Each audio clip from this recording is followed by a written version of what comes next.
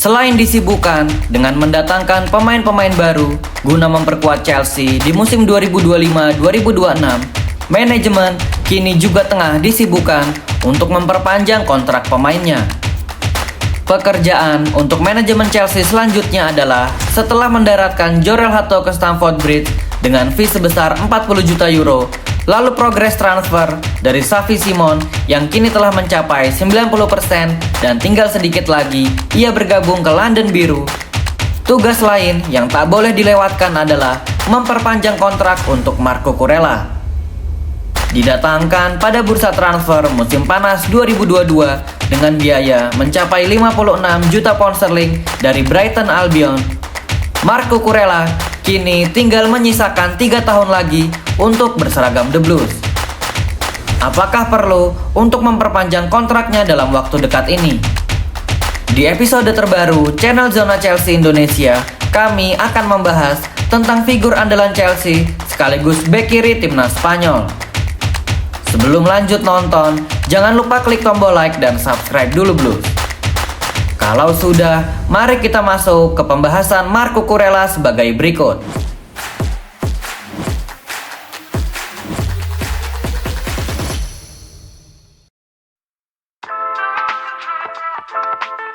Bermain dengan sangat luar biasa pada musim 2021-2022 di bawah asuhan Graham Potter, Marco Kurela yang baru semusim bermain bersama The Seagulls memutuskan untuk pindah ke London Biru.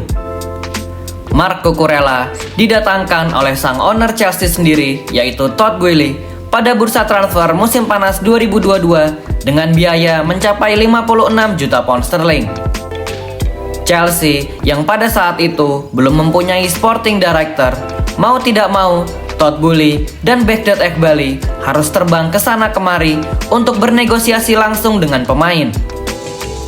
Tak heran pada bursa transfer waktu itu juga, dan jika para fans Chelsea masih pada ingat, The Blues selalu mendapat penolakan tak hanya 1 ataupun 2, melainkan kalau kami tidak salah, setidaknya ada 7 bintang sepak bola yang pernah menolak tawaran Chelsea pada bursa transfer musim panas 2022. Rafinha dari Leeds United, lalu Julius Koundé dari Sevilla, Robert Lewandowski dari Bayern Munich, dan Ousmane Dembele lebih memilih pindah dan bertahan di Barcelona. Lalu ada seorang bek muda yang menjanjikan pada saat itu, yaitu Matthias de Ligt. Ia lebih memilih Bayern Munich daripada Chelsea. Dan 2 nama terakhir yang menolak Chelsea adalah Gabriel Jesus dan Serge Gnabry. Ketujuh pemain ini menolak untuk bergabung bersama Chelsea dengan alasan mereka tidak menemukan rencana ke depan yang jelas dari Chelsea sejak diambil alih oleh Todd Boehly. Kesana kemari dan selalu mendapat banyak penolakan. Selain Wesley Fofana dan Marco Kurela, The Blues pada bursa transfer kala itu hanya mendapatkan pemain-pemain kelas 2 seperti halnya Pierre-Emerick Aubameyang, Denis Zakaria, Raheem Sterling, dan Carney Chukwuemeka. Inilah yang menjadi salah satu alasan mengapa Chelsea sepanjang musim 2022-2023 sangat berantakan. Alasan yang pertama adalah karena pemain-pemain incaran mereka tidak ada yang mau bergabung. Lalu memecat salah satu manajer terbaik yang mereka punya, Thomas Tuchel, dan mendatangkan Graham Potter beserta stafnya yang belum berpengalaman melatih tim besar. Dengan keadaan seperti ini, Marco Kurela yang bermain sangat luar biasa bersama Brighton, namun ketika ia berseragam Chelsea, ia terlihat hanya sekelas pemain semenjana, dan harga 56 juta pound sterling adalah harga yang sangat tidak layak untuk disematkan kepada dirinya. Musim 2022-2023 akhirnya usai, lalu berlanjut ke musim selanjutnya.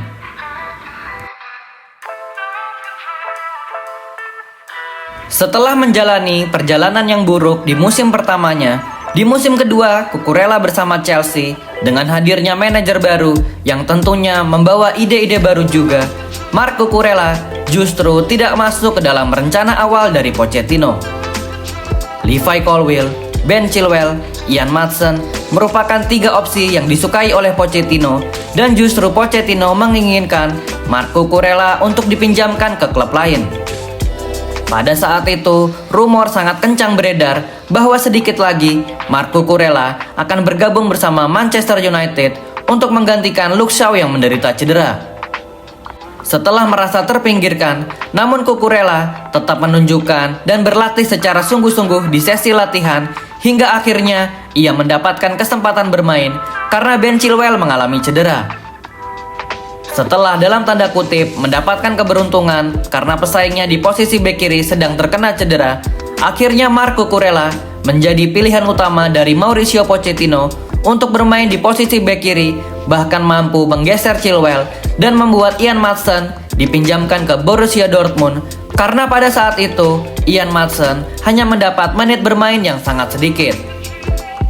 Untung saja pada saat itu ia tak jadi dipinjamkan ke Manchester United karena Cucurella akhirnya berhasil membuktikan diri bahwa ia layak berseragam Chelsea.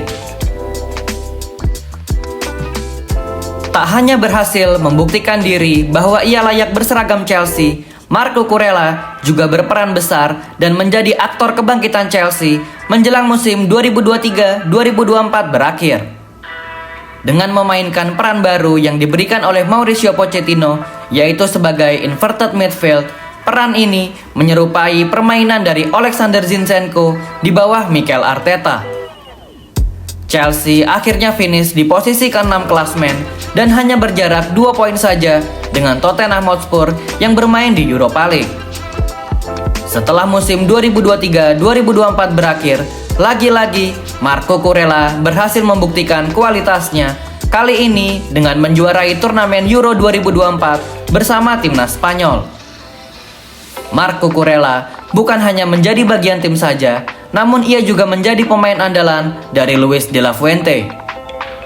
Di sepanjang turnamen ini, ia berhasil tampil konsisten hingga pada puncaknya, 1 assist darinya kepada Mikel Oyarzabal mampu membawa Spanyol menjadi juara setelah mengalahkan Inggris dengan skor 2-1. Marco Kurela berhasil membuktikan bahwa ia bukanlah pemain one season wonder dan penampilannya semakin menanjak ketika Enzo Maresca hadir ke Chelsea. Walaupun sempat telat panas di awal-awal musim dan ketika ia dibalas dipermalukan oleh Erling Haaland di laga pertama Premier League Chelsea, namun secara perlahan penampilan dari Marco Kurela semakin meningkat.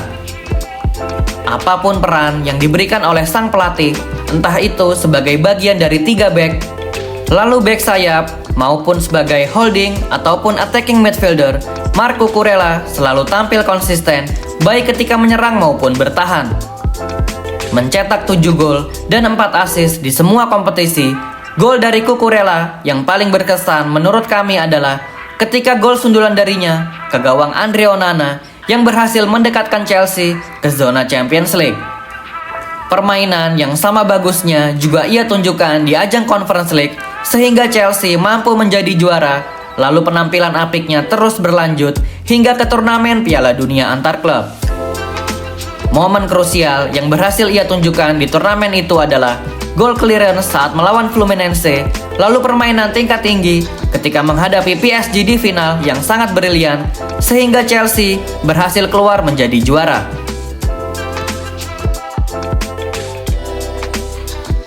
Sebenarnya masih terlalu dini untuk membicarakan perpanjangan kontrak dari Marco Kurela.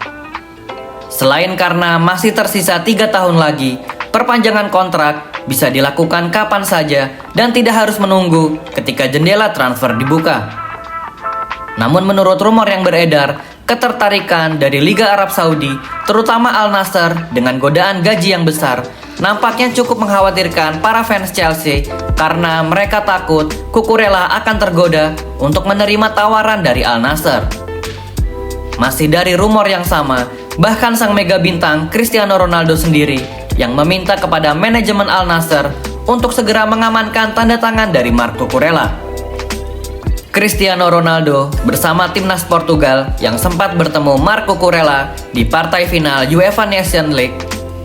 Nampaknya Cristiano sudah tahu bahwa Cucurella adalah tambahan yang bagus untuk memperkuat pertahanan dari Al Nassr. Mengantisipasi hal-hal tersebut sekaligus memberikan penghargaan atas kerja keras yang telah diberikan, pihak manajemen Chelsea kemungkinan akan memberikan tawaran kontrak baru untuk Marco Kurela. Dari sisi Marco Kurela, ia tentu harus pikir panjang terlebih dahulu karena ini bisa jadi kontrak yang sangat krusial untuk menentukan masa depannya.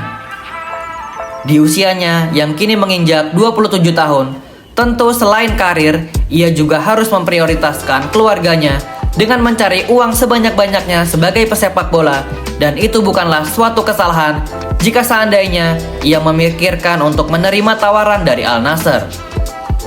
Menjalani karir sebagai atlet sepak bola hanyalah sebentar, dan maka dari itu ia harus berpikir jernih untuk mengeruk uang sebanyak-banyaknya mumpung ia masih kuat sebagai pesepak bola.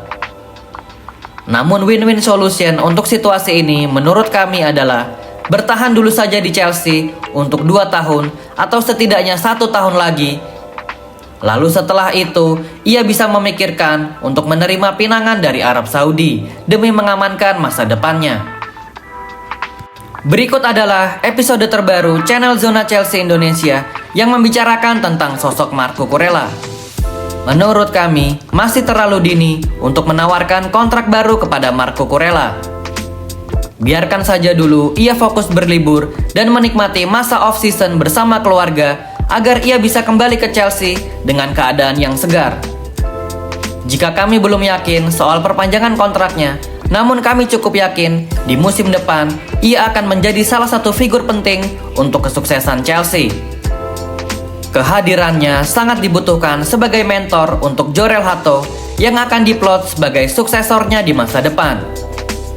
Selain sebagai mentor, karena kefasihannya berbahasa Spanyol dan berbahasa Inggris, tentu aspek ini juga akan membantu pemain-pemain yang menggunakan bahasa Latin seperti Aaron Anselmino, Andre Santos, Dario Usugo, dan Esteva Willian untuk bisa beradaptasi dengan budaya atau bahasa Inggris dengan cepat. Bagaimana menurut kalian Blues? Apakah Marco Kurela layak diberikan kontrak baru oleh Chelsea? Lalu pertanyaan kedua adalah, jika dalam beberapa hari ke depan ada tawaran masuk untuk Marco Kurela di harga 80 juta pound sterling, apakah Chelsea seharusnya melepas Marco Kurela? Jangan lupa tulis jawaban dan opini kalian di kolom komentar Blues. Thank you yang udah nonton episode ini. Jangan lupa like, komen, share, dan subscribe sebagai support channel Zona Chelsea Indonesia. Sampai jumpa lagi di episode-episode selanjutnya. Dan jangan lupakan untuk nyalakan lonceng notifikasi karena kami akan mengupdate seputar kabar Chelsea sesering mungkin. Thank you for watching and keep the blue flag flying high.